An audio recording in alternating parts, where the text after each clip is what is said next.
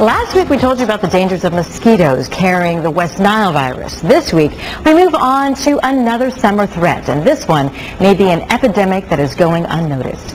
Lyme disease is a sometimes painful and debilitating infection spread by deer ticks.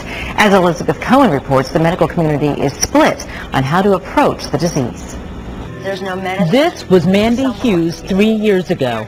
She limped, had problems with balance, and constant headaches and joint pain. It literally feels like you got into a severe car accident, like you were hit by a Mack truck, and you were allowed no medical attention. In the new independent documentary, Under Our Skin, Hughes describes spending 10 years being widely misdiagnosed by 15 doctors. She claims one even accused her of making it up. You're an attractive girl, and obviously you don't feel like you're getting enough attention. Today, Hughes says after a Lyme disease diagnosis and 15 months of antibiotics, she still feels the lingering effects of the disease, but the everyday pain has subsided.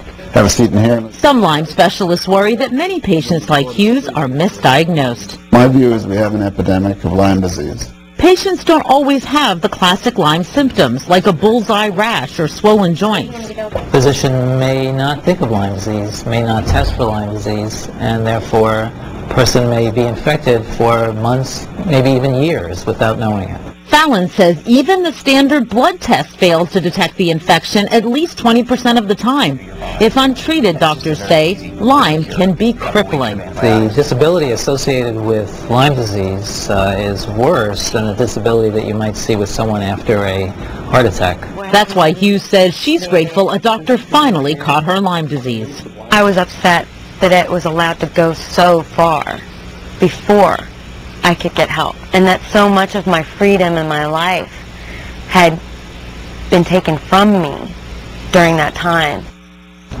Lyme disease is the most common insect-borne infection in the U.S., about 20,000 cases a year. But the Centers for Disease Control and Prevention says the real number could be up to 10 times that because so many cases are unreported. Lyme disease is very common in the Midwest, including Michigan. To get Lyme disease, a tick must attach itself for 48 hours. That's why checking your body after going into wooded areas is so important. Early symptoms can present themselves as flu-like, including a fever and chills. We've included links to more information online. Just go to WZZM13.com and click on Healthy You.